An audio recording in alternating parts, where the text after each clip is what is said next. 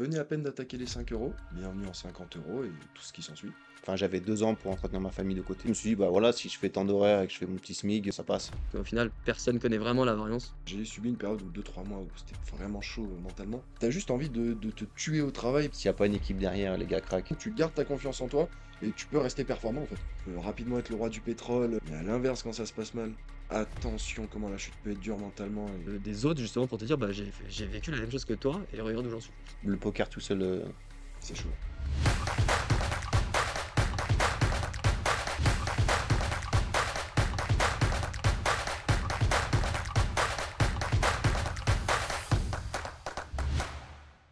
Et bienvenue dans cette nouvelle interview. Aujourd'hui, je suis avec Guillaume et Sacha, deux membres de la Lucho Family. L'objectif, encore une fois, des interviews, c'est de vous partager tout simplement bah, leur expérience, leur vécu, que ce soit dans la Lucho Family, mais aussi en tant que joueur de poker. Ils sont tous les deux joueurs pro aujourd'hui, donc c'est toujours intéressant d'avoir des retours d'expérience. Donc, on est parti. Sacha, on va commencer par toi. Présente-toi rapidement un petit peu ton parcours, où t'en es aujourd'hui aussi et par où on est passé ensemble. Déjà merci. Et bah du coup Sacha, 27 ans. J'ai commencé le poker vers mes 20 ans. J'avais vu forcément les premières ventes de formation en ligne où on disait on peut devenir gagnant à ce jeu-là, etc. Et mon père m'avait déjà appris les règles quand j'étais jeune. Du coup, bah, j'ai foncé. J'ai pris une petite formation, j'ai taffé un petit peu dessus. Et bah, j'ai commencé à monter mes premiers euros comme ça. À la suite de mes études, du coup, j'ai eu un master d'un bon diplôme. Je me suis dit que je voulais tenter l'aventure un peu plus sérieusement. J'ai commencé en MTT en achetant pas mal de formations assez connues sur Internet. Ça se passait plutôt bien, mais ça convenait pas avec beaucoup de choses dans ma vie. Et étant donné que je fais du sport à haut niveau, bah, les sessions MTT, quand on s'entraîne 3-4 fois par semaine, plus des déplacements le week-end, c'est un peu chaud. Je suis tombé sur une de tes vidéos et j'avais commencé les spins un tout petit peu auparavant pour découvrir le mode. Et bah, de fil en aiguille, je t'ai contacté, on a rapidement commencé ensemble, bah, il y a un peu plus d'un an maintenant. Ouais, au fil d'un an, tu à quel niveau à cette période? Bah, je venais vraiment de commencer les spins, pardon, j'étais en 2 euros et je venais à peine d'attaquer les 5 euros. OK. Et bah, du coup, tu m'as laissé cette opportunité et bah, de là, on a gravi les échelons et maintenant, bienvenue en 50 euros et tout ce qui s'ensuit. Yes, yes, yes. OK, bah, nickel. Merci pour cette petite présentation et toi, Guillaume, du coup, un petit peu, comment ça s'est passé avant de nous rejoindre? Où t'en étais? Et puis, bah, présente-toi rapidement. Bah moi j'ai 39 ans. Je me suis intéressé au spin principalement, c'est pour au niveau du timing. Les MTT finissaient trop tard. Le Ouais, cash game c'était un peu trop linéaire. Et en vrai j'étais gagnant et le format était un peu plus fun ouais. que du cash et beaucoup plus court que du MTT. Moi j'ai été assez vite gagnant en 5 euros, 5-10.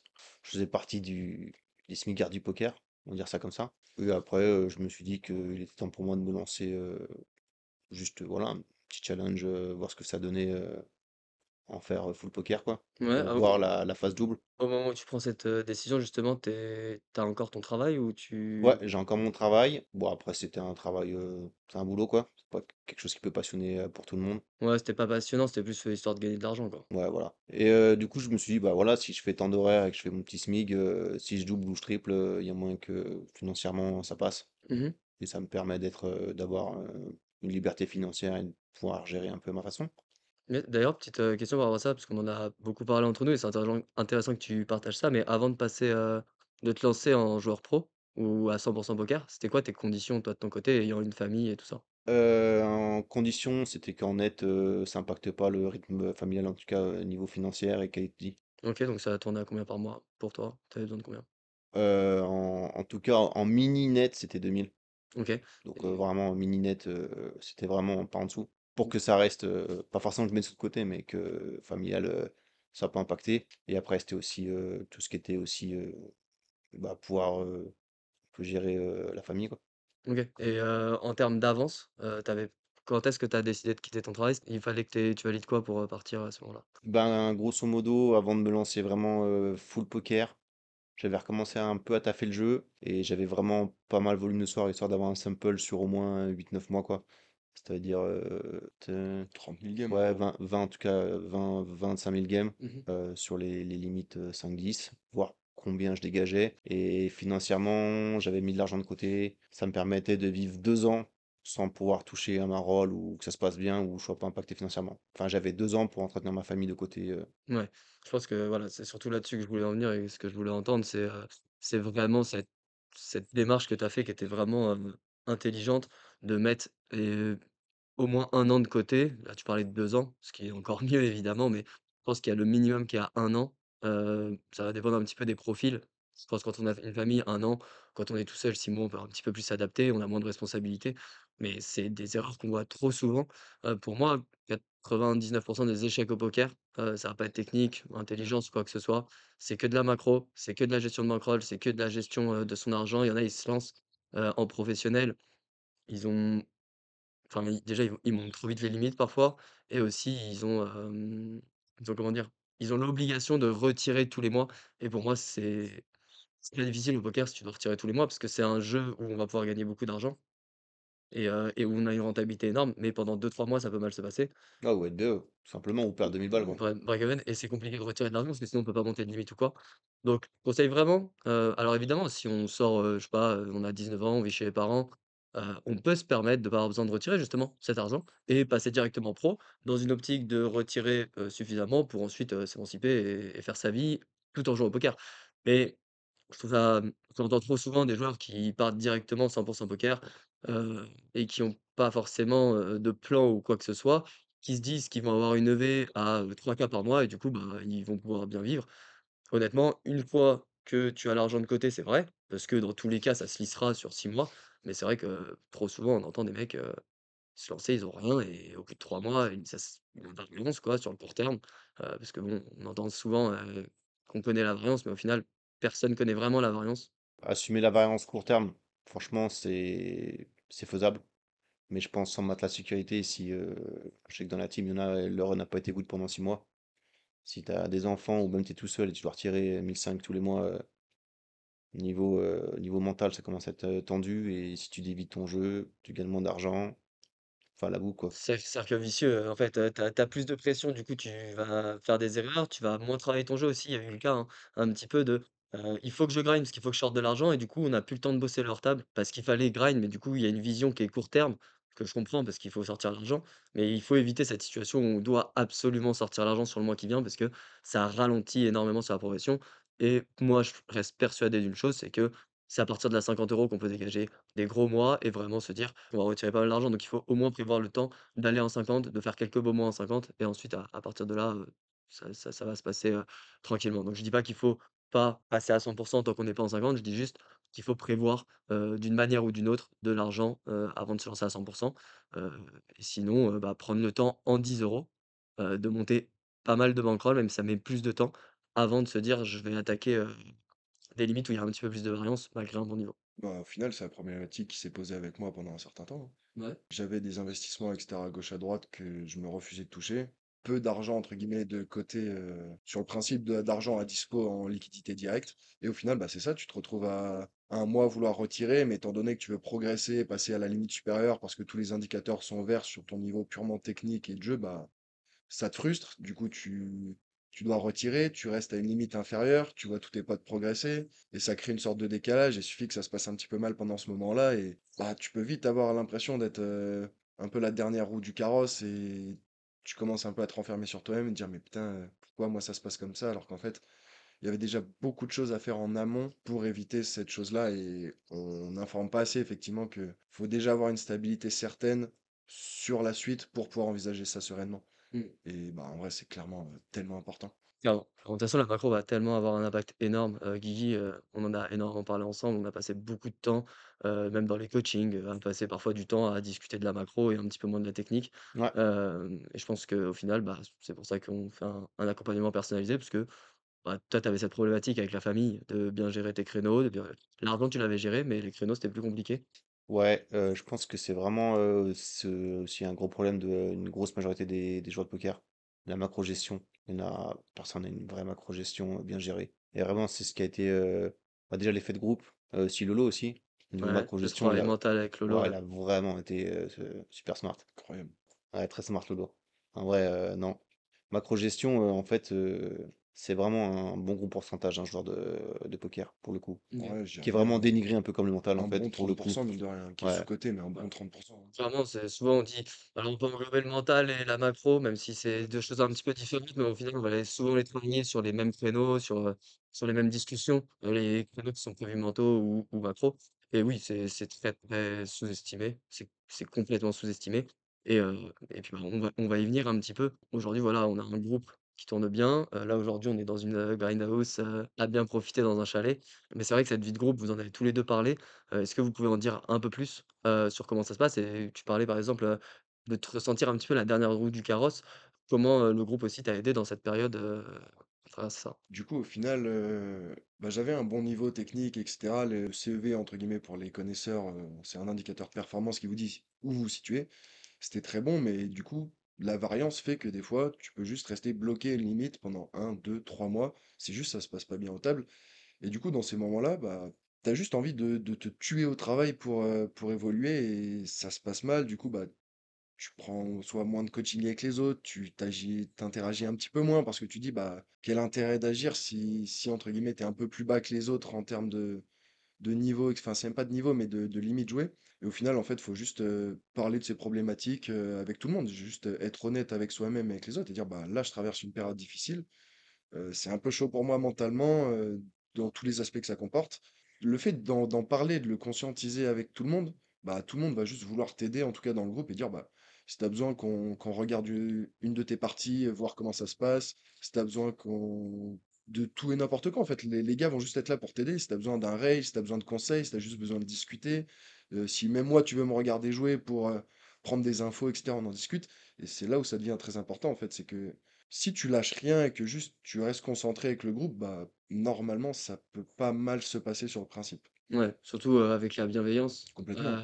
C'est vrai qu'on est quand même dans un milieu particulier, hein. Ah, c'est un très Bah, là où particulier. c'est smart, c'est surtout le fait que si tu run bad, qu'un mec qui run good ou qui est plus haut limite que toi te confirme qu'il fait la même chose. Ouais. Donc au lieu de te mettre dans ta bulle et tu dis putain, je punt à toutes les mains ou quoi, si t'as un mec qui print des sous, Et tu juste te dis, que bah ça je fais passe la même bien chose. et qui fait exactement la même chose, c'est juste ben c'est un run et T'es c'est next, comme hein. ça quoi. Ouais, ouais, Donc en clairement. fait, ça permet de mieux assumer les mauvais coups pour le coup, de mieux encaisser quand tu sais que la même personne fait exactement la même chose que toi. Alors qu'elle print X euros et que toi t'es là en stagnant, c'est que c'est bon quoi. En fait, faut se rassurer, c'est con à dire, mais faut se rassurer. Quand tu doutes, faut se rassurer par des petites actions, on montre des mains des collègues, ils vont dire bah c'est ok, du coup tu te dis ça va, j'ai pas fait d'erreur, c'est normal. Et toutes ces petites choses-là mises bout à bout, en fait, font que tu gardes ta confiance en toi et tu peux rester performant, en fait. Ouais, clairement. Clairement, clairement. Moi, je suis OK. Ça fait maintenant un peu plus d'un an que vous êtes dans la team. Vous êtes du coup tous les 2 à peu près partis de la 5 €. Nous, on avait commencé un petit peu plus tôt avec, 4 semaines avant que tu arrêtes ton travail et ensuite tu avais rejoint le groupe. Hem, Au final, aujourd'hui, du coup, pour donner une petite idée, où en êtes-vous? Et aussi, hem, comment vous avez atteint les niveaux, que vous avez aujourd'hui, quoi? Bah, du coup, moi, je jouais un peu bien avant. Ensuite, j'ai fait un break, principalement à cause, enfin, famille, quoi, tout simplement. Plus le temps de trop jouer quand on a des enfants. Et après, je me suis dit, vas-y, on recommence tranquillement le grind. J'ai vu que ça marchait bien. Bah, j'ai fait comme tout joueur, hein. De toute façon, je n'ai pas joué depuis 2 3 ans. Je tapais un peu la 5 un peu la 10. T'avais sorti un petit stage d'un mois intensif au poker, alors que je bossais. C'était un peu compliqué D'en profiter à fond. d'en foutre à fond. Mais en vrai, le CV, il a bien pris un peu de trucs, quoi, sur des petits conseils à la con que quand on est dans son coin, en fait, on n'arrive pas forcément à voir. C'est ce que d'ailleurs tous les élèves de l'autre show disent, tu vois. Il y a des choses que tu es dedans et si on te met pas le nez dedans, tu te dis, ah ouais, mais en fait, c'est vrai, quoi. Enfin, quand Oui, bah, tu clairement. penses attention au spot, tu te dis, bah ouais, c'est évident. Sauf que quand on te met pas la tête dedans, c'est pas évident. Ouais, notamment, moi, je pense vraiment au préflop où très souvent je parle avec quelqu'un. Si je lui dis: «Viens, on va travailler le préflop», il va me dire: «Moi, c'est bon, le préflop, je connais». Genre, j'étais au Wizard, mais en fait, il va avoir zéro explo, réfléchi. Il va juste, appliquer bêtement et parfois, mal même, la GTO. Donc, non, je pense que souvent, c'est sous-estimé et très souvent, je pense qu'il y a une attente, de travailler des trucs, ultra deep, ultra compliqués, alors que les bases, vont faire toute la différence sur ton jeu. Donc yes. Surtout en spin, le préflop. Ouais, Alors en spin forcément 80 ça vient du préflop, 100%, c'est vrai. donc il y a pas mal à aller chercher là-dessus. OK, donc du coup 5-10 € et aujourd'hui tu en es où? Bah là, je suis en 50. OK.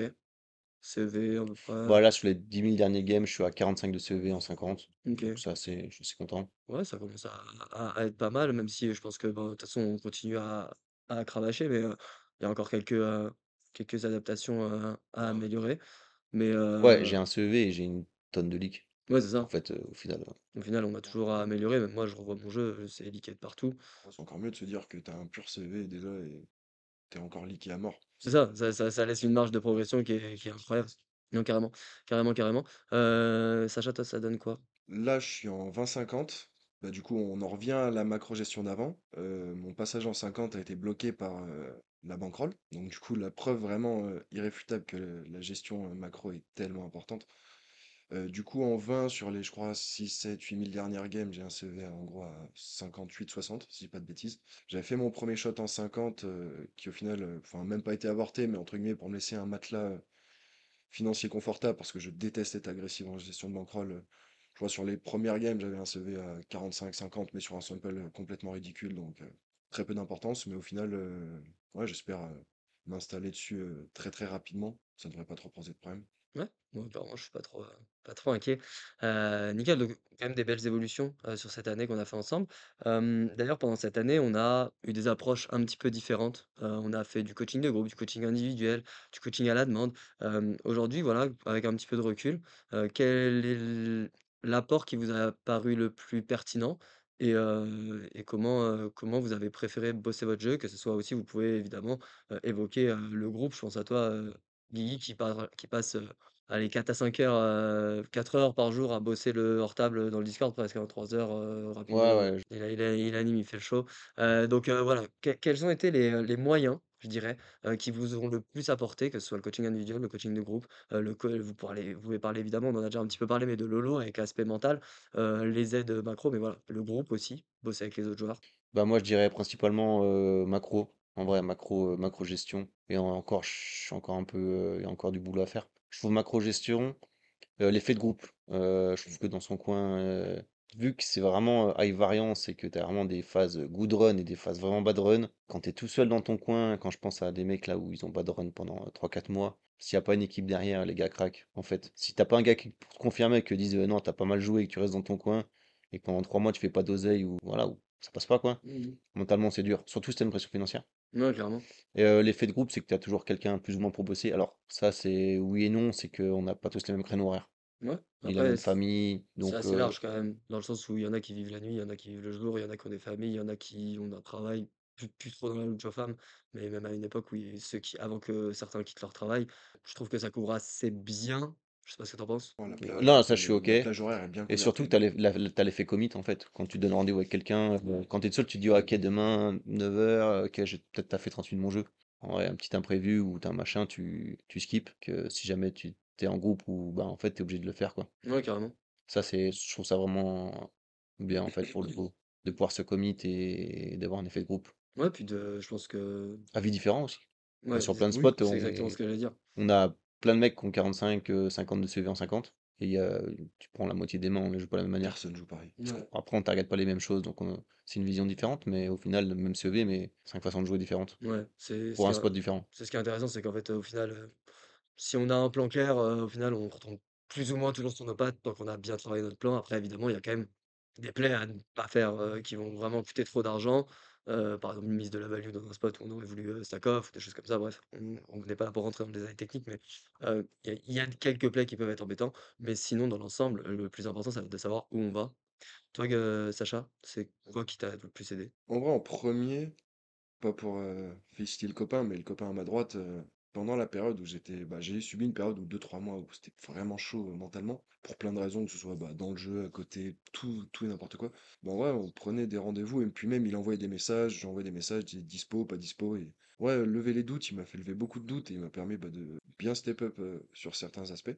Même après avec toi, du coup, les coachings individuels à la demande sur des thématiques précises. Parce que des fois, on peut un peu s'éparpiller dans des coachings de groupe, etc., sur des thématiques qui, soit on se dit je suis OK là-dessus, ou ça, c'est pas ce qui m'intéresse sur le moment parce que je sens que j'ai besoin de travailler un truc précis. Bah, le coaching individuel à la demande avec des thématiques très précises, ça permet de bien taffer des spots où on sent qu'on n'est pas très à l'aise, qui sont récurrentes. Donc c'est vraiment cool.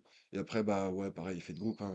Quand tu passes 1, 2 heures à grind, tu te fais déchirer ou ça se passe pas très bien et tu dis, bah en fait, là, je suis pas super satisfait de ce que je viens de produire ou même de ce qui vient de passer, bah t'envoies un petit message dans le Discord, genre, tu vois, quelqu'un veut rail, quelqu'un petite review, n'importe quoi, et juste, bah, au moins ça te garde dans le show et dans le jus, et tu peux Ouais, toujours trouver un moyen de prendre de l'XP, hein. petit changement d'air, quoi. Ouais, Mais dans le clairement. poker, en fait. Parce qu'en vrai, on se rend pas compte, mais quand il dit good run, bad run, etc., faut vraiment voir ça un peu comme quelqu'un qui est bipolaire. Il y a vraiment les phases où ça va être génial, tout va se passer comme tu veux, voire même des fois mieux. Et c'est génial, hein, à ce moment-là, on se dit, je peux rapidement être le roi du pétrole, tu vois des chiffres dans tous les sens, c'est génial. Mais à l'inverse, quand ça se passe mal, attention comment la chute peut être dure mentalement. Et c'est à ce moment-là où l'entourage et le groupe, c'est vraiment le matelas de sécurité, la bouée de sauvetage à toute Ouais, épreuve. de matelas de sécurité. Ouais, Le ouais, groupe matelas de sécurité de fou. ouais, ouais, bah, ça permet d'avoir, oui, une base sur laquelle s'appuyer. De la même manière, en fait, que tout à l'heure, on parlait de la base technique. Travailler les bases techniques et vraiment les renforcer, bah, c'est un petit peu pareil sur l'entourage.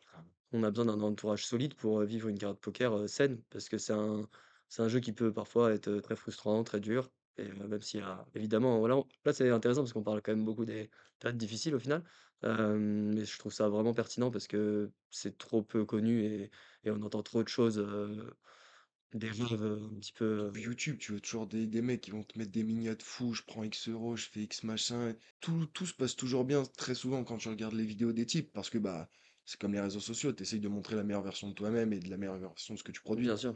Mais c'est très important aussi de dire, bah, il peut se passer ça, il peut se passer ça, il peut se passer ça, il peut se passer ça. Donc sois prêt et agis en conséquence, prépare-toi. Entoure-toi, fais ce qu'il faut sur l'aspect financier, fais ce qu'il faut sur l'aspect entourage, personnel. Je pense qu'avoir un entourage sain, en dehors du poker, pouvoir s'évader aussi un petit peu de cette activité, c'est toujours bien. OK, OK, OK. Bah, écoutez, merci pour tout ça. On va faire un dernier petit point. Aujourd'hui, bah, Sacha, pardon, tu pas encore, validé les prérequis pour, coacher dans la team, mais par contre, notre cher Guigui, se donne à fond pour accompagner, les nouveaux membres qui nous intègrent, très fréquemment. On essaie vraiment d'ouvrir un maximum de places, même si, bah, voilà, tu vas pouvoir en parler encore mieux que moi, mais, étant donné que c'est quand même une grosse charge de travail, on essaye quand même, de limiter le nombre de joueurs, pour que, bah, tout simplement, toi encore en tant que coach, tu puisses, être investi à 2000 et passer énormément de temps avec eux, quoi. Ouais, et aussi pouvoir grind et progresser techniquement. Parce que Continuer sinon, c'est soit toi t'es que coach, soit t'es que joueur. ouais, c'est Au ça. final, Clairement. Bah, là, je le sens moi aussi, tu vois, j'ai bien envie, d'insister un petit peu sur mon grind. Comment toi tu ressens l'activité de coach? Est-ce que tu sens d'ailleurs dans la progression, est-ce que tu sens que ça t'aide aussi toi de ton côté de coacher? ouais, en fait, ça dépend des mecs, principalement des mecs qu'on a qui sont pris. Après, les erreurs sont vraiment récurrentes, donc du coup, ça peut te progresser sur le premier coaching. À la fin, c'est vraiment tout le monde a les mêmes leaks au Ouais. final. Donc tu passes un peu plus. Après, c'est plus facile d'adapter les coachings, parce que tu sais que telle semaine, ça va être ça.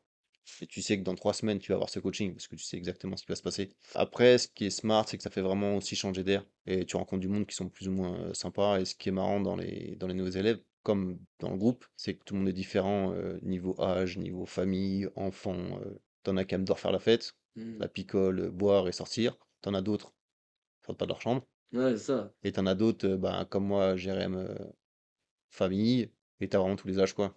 Ouais, non, c'est vrai que c'est intéressant et on le ressent aussi dans, bah, là, dans la Grindhouse. On est 10 gars enfermés dans une maison. Tout le monde est différent et tout le monde, ce qui est cool, je trouve, c'est que, bah, forcément, on peut avoir des désaccords et tout, mais tout le monde est capable de mettre de l'eau dans son vin, et on passe des super moments tous ensemble, là, on est allé se balader l'autre jour, Sacha, tu adoré, Une randonnée, faites ah, jamais ça. Ou alors, demandez bien ce que c'est une randonnée. Parce que il y a randonnée et trail, la limite peut être très fine, faut toujours s'assurer des choses. il a quand même commencé par, en tant que sportif, de haut niveau, mais bon, on passera ça. Bah, écoutez, un dernier mot pour la fin? Non, par contre, ce qui est cool avec les nouveaux, c'est qu'il y a vraiment une mixité encore accrue, pour le coup, et ça fait vraiment parler avec d'autres personnes. Mm. Parce que la team, on les côtoie depuis Oui, ça quasiment un permet an, d'ouvrir, d'avoir des nouveaux et points de si on vue prend, aussi, tu vois, Septon, très organisé, avec des mecs qui sont pas du tout organisés Ouais, et du coup, tu vas même toi, en tant strictement que coach, ça moi. t'oblige à t'adapter aussi, Ouais, sur l'approche? ouais, ouais. Des mecs très pointus où vraiment il faut que ça reste les angles affinés sur ton coaching Yes. et des mecs un peu plus relâches ou un peu plus fun, un peu plus bon délire quoi. Ouais, et en termes d'accompagnement, toi, tu sens vraiment, une différence dans leur jeu au bout de combien de temps? Oh, franchement, 2 semaines. 2 semaines, tu as une grosse Ouais, différence? au bout de 2 semaines, grosse différence. 3 semaines, ça s'en mêle un peu les passos, mais parce que les mecs font que bosser et ne grind pas assez. Ça, c'est de toute façon C'est normal aussi un petit normal peu. aussi. Et après, de toute façon, les mecs, ils shootent de limite, je pense, au bout de 3 semaines, hein. Ça va dépendre lesquels, mais la plupart du temps, oui, en 5 semaines, souvent, il y a une limite qui est passée, Ouais, assez c'est rapidement, ouais. Et puis moi, la Lucho, ça a été tous les 2 3 mois, hein. Ouais, toi, avec l'accompagnement qu'on a fait, le fonctionnement qu'on a fait, je dirais que jusqu'à la 10, c'est facile de monter, toutes les 3 4 semaines, avec les bonnes bases et le bon travail et à partir, je dirais de la 20, il faut bien, 3 mois ouais. pour monter, 20, 50, 100 et après, aller explorer plus haut, mais toujours cette idée de macro, sur les limites plus hautes aussi qui va être importante. OK, ben, intéressant tout ça. Merci les gars, mot de la fin? Le Ouais, feu est faut, vert. ouais, Ouais, ça va. en vrai, entourez-vous, hein. Entourez-vous, travaillez bien et explorez, hein. Entourez-vous et groupe de travail. Et explorez, hein. Explorez, tentez des trucs. Restez pas enfermés dans des cases, hein. Ouais, ouais, je pense que c'est vraiment important de s'ouvrir, que ce soit avec un autre femme ou que ça soit avec n'importe qui, juste s'entourer. Ouais, groupe de travail. Le poker tout seul, C'est chaud. Par contre, ce qui est difficile, c'est de trouver un groupe de travail, sain, qui bosse, parce que tu peux avoir du sain, mais qui aime bien rire et qui bosse pas, et qui se soutient, mais au final qui ne bosse pas vraiment. Tu peux avoir très souvent la problématique majeure, c'est, groupe de travail 3 semaines, plus personne. en fait, c'est ça, c'est que la Lucho, c'est que du joueur pro. Comment? C'est que du joueur pro. C'est que des joueurs pro, c'est que des joueurs qui ont le même ou en devenir et qui ont le même objectif que toi. Parce que tout le monde a quand bah, surtout aujourd'hui quand il y a des nouveaux qui arrivent, c'est pas forcément des joueurs pro momentés, mais par contre, quand ils nous rejoignent justement 99 ont pour objectif de devenir pro. Il y a toujours une petite exception d'un mec qui veut juste, se faire un kiff de progresser au poker et évoluer, vivre une expérience aussi, vivre dans un groupe justement professionnel, même s'il a pas pour ambition de l'être, ça arrive, hein. Ouais, C'est une expérience et ça permet aussi d'avoir des retours des mecs, parce que c'est très difficile souvent quand, il y a les périodes de bad run, on dit souvent: «Prends du recul et regarde tes cours sur 3 ans» et quand ça fait 6 mois que tu joues, tu peux pas faire ça. Tu as la tête dedans et tu as besoin des autres justement pour te dire: «Bah, j'ai vécu la même chose que toi et regarde où j'en suis». Donc nickel. Merci les gars, merci à toi. merci aussi Merci, de merci. faire partie de la Lutte Femmes et d'être aussi investi dans le Discord, dans tout ça. C'est super cool, bah, pour moi de vivre ça avec vous en vrai, d'avoir créé ça et de vivre ça donc merci et on se retrouve très vite sur les tables.